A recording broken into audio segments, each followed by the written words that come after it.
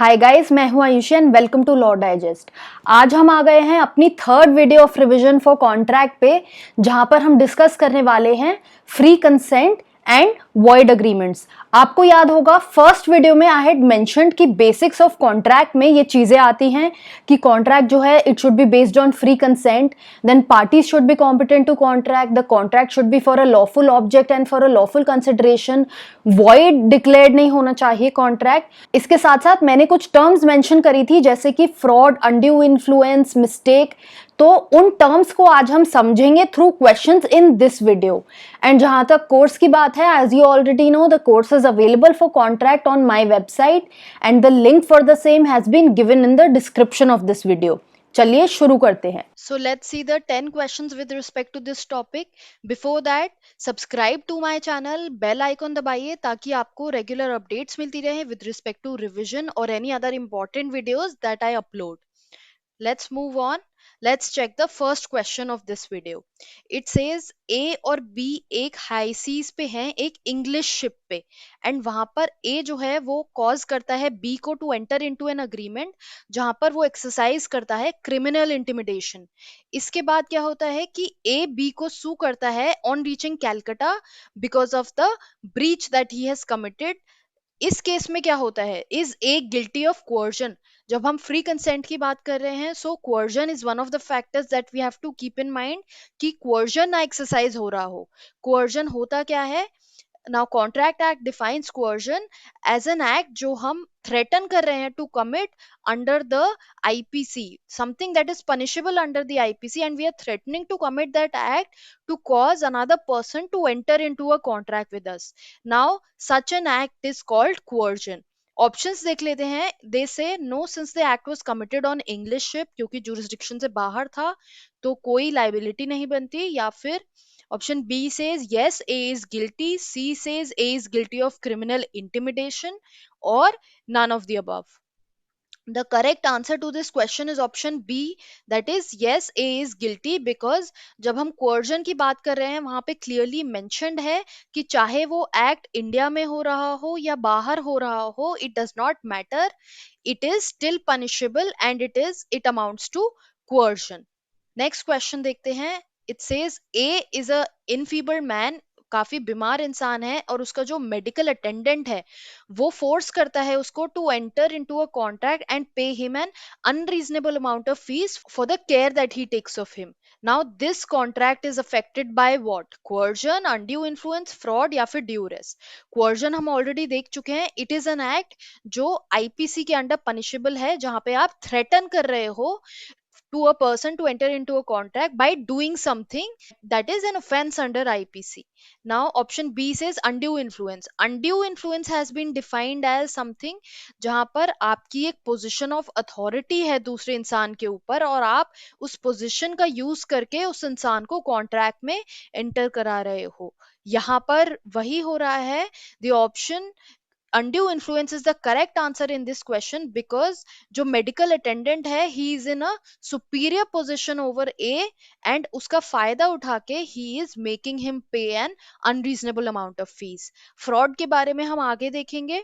duress is like coercion, only it is a lighter version of coercion and it is used in English law. Let's move on. Question 3 देखते हैं। A auction करता है B को to sell a horse, and A को पता है कि ये जो हॉर्स है this is of unsound mind, and still he sells it to B and he does not say anything about the unsoundness of this that horse. Is A guilty of fraud? Now options are yes A had the duty to speak, A की ये duty थी B को बताना कि जो horse है he is of an unsound mind, then yes since A has deceived B, एक fraud commit हुआ है, या फिर option C which says no, mere silence as to facts which is likely to affect the willingness of a person to enter into a contract is not fraud unless एक duty है to speak, या फिर option D that is A is guilty of horse trading. Now when we speak of contracts, जो fraud है this is something जहां पर आप एक इंसान को डिसीव कर रहे हो to enter into a contract by making false statements, या फिर आप एक ऐसा कॉन्ट्रैक्ट कर रहे हो जिसका आपका इंटेंशन ही नहीं है परफॉर्म करने का, या फिर आपका इंटेंशन है to completely deceive the person, ये एक फ्रॉड कहलाता है। Now explanation to this section says कि silence does not necessarily amount to fraud. Silence कब फ्रॉड बनता है? जब आपकी ड्यूटी टू स्पीक है, जब you are bound to speak. अगर जैसे मान लीजिए यहाँ पर ए वो हॉर्स अपनी डॉटर को सेल कर रहा होता, then he had a duty to tell his daughter that the horse is of unsound mind, but here he does not have a duty to speak.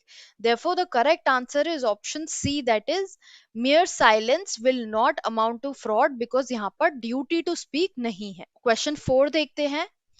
A, intending to deceive B, falsely represents that 500 mounds of indigo are made annually at his factory and thereby induces B to enter into an agreement to buy that factory. अब A B को misrepresent कर रहा है of the capacity of the factory, कि हम 500 mounts of Indigo produce कर सकते हैं and therefore you can purchase this factory. अब ये जो एक्ट है, this amounts to misrepresentation. So options देखते हैं। ऑप्शंस कहते हैं कि the contract is void at the option of B, the contract is voidable, the contract is valid, या फिर नन ऑफ द अबव।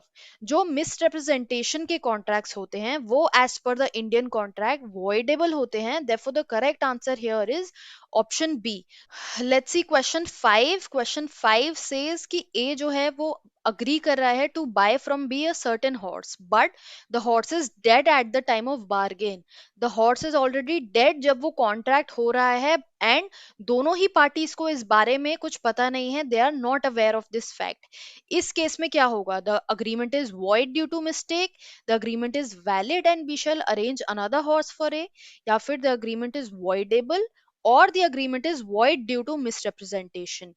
अब यहाँ पर जब हम ये बात कर रहे हैं कि दोनों पार्टीज को पता नहीं है इस बारे में, then it amounts to mistake. It is a mistake of fact. So here both parties are under a mistake of fact. Mistake of fact में क्या है? That the horse is alive. They think the horse is alive, but this is a mistake of fact. इस case में the correct answer will be option A, that is agreement is void due to mistake. हाँ, अगर ऐसा होता कि B को already पता होता हॉर्स सेल करते टाइम कि horse is already dead, then it would have amounted to fraud. अब वी हैव सीन जब हम coercion, undue influence, fraud, misrepresentation की बात कर रहे हैं, उस केसेस में the contract is voidable, but in the cases of mistake the agreement is considered to be void. Let's see question number 6. It says the consideration or an object of an agreement is unlawful when it is forbidden by law, when it implies an injury to property or person of another, or it is opposed to public policy, या फिर all of the above. Now a contract is unlawful in all these cases, therefore the correct answer is option D, because if you will see, the object here is unlawful for each of the options. Let's see question 7. A promises to superintend on behalf of B legal manufacture of indigo and illegal traffic in another articles. So A और B के बीच में जो contract हो रहा है उसमें दो duties perform करनी है B को। एक तो उसको मैन्युफैक्चर करना है इंडिगो, लीगली मैन्युफैक्चर करना है, एंड दूसरा उसको इलीगल ट्रैफिक करनी है in articles. And for this as a consideration he will receive 10,000 rupees in salary. अब इस जो कॉन्ट्रैक्ट की वैलिडिटी है वो क्या है? Is the agreement valid with respect to manufacture of indigo because it is a legal manufacture, और it is a void agreement in whole, or it is a void agreement only with respect to illegal traffic in the articles, or option D says it is valid in whole. जब हम ऐसे contracts की बात कर रहे हैं जहां पे a part of the contract is illegal, the object of that contract is illegal in part, then such a contract is considered to be void in whole. Therefore the answer to this question is option B. Let's see the next question. Which of the following is a void agreement? Void agreements के बारे में हम पहले भी बात कर चुके हैं. This is a very important question for the purposes of law entrance exams. Now the options here are agreement without consideration. Section 25 में ये अग्रीमेंट्स होते हैं, हम ऑलरेडी पहले डिस्कस कर चुके हैं. बट इसके कुछ एक्सेप्शंस हैं. वो एक्सेप्शंस मैंने ऑलरेडी वीडियो में डिस्कस करे थे. Do let me know in the comment section कि वो एक्सेप्शंस क्या हैं. Then agreement and restraint of legal proceeding, these are void. Then there are agreements to do impossible acts. Impossible act के agreements भी void होते हैं. Therefore the answer to this question is D, that is all of the above. Let's move on to question 9. It says agreement to refer to arbitration is void. Decide. Ab, we have seen in the previous question that agreement in restraint of a legal proceeding are considered to be void. Legal proceeding is जब आप court के सामने जाके अपने actions, अपने claims ला रहे हैं. And agreement to refer to arbitration is something जहां पर आप third party के सामने अपने claims ला रहे हैं, which is not a court. जहां पर judges नहीं है, वहां पर एक arbitrator होता है, and it is an ADR mechanism, alternative dispute resolution mechanism, जहां पे हम disputes amicably solve करने का try करते हैं. Now the options here are yes, the agreement is void because it is in restraint of legal proceeding. No, it is a valid agreement. It is a voidable agreement at the option of party suffering the damage, or the jurisdiction of civil courts cannot be ousted in contracts. So the correct answer in this case is option B, that is it is a valid agreement, because agreement to refer to arbitration is an exception to this principle that an agreement in restraint of legal proceeding is void. Let's see the last question. यहाँ पर A contracts with B to pay him 10,000 rupees if the house is burned. So this agreement is dependent on the condition कि अगर B का house जलेगा तो A उसको 10,000 rupees देगा. What kind of a contract it is? ये एक void contract है, या फिर एक unlawful contract है, or it is a wager, or it is a contingent contract? The answer to this question is option D, that is contingent contract. Wager की जब हम बात करते हैं, वी सी बेट्स होती हैं. सो यहाँ पर क्या होता है, both the parties are at the equal opportunity of winning और लूजिंग. दोनों का 50-50 चांस होता है. बट इस केस में ये कंडीशनल कॉन्ट्रैक्ट्स हैं, ये केस कंटिंजेंट माने जाते हैं as they depend on a condition. So guys, if you have had any problems, any queries that you have, you may post the same in the comment section.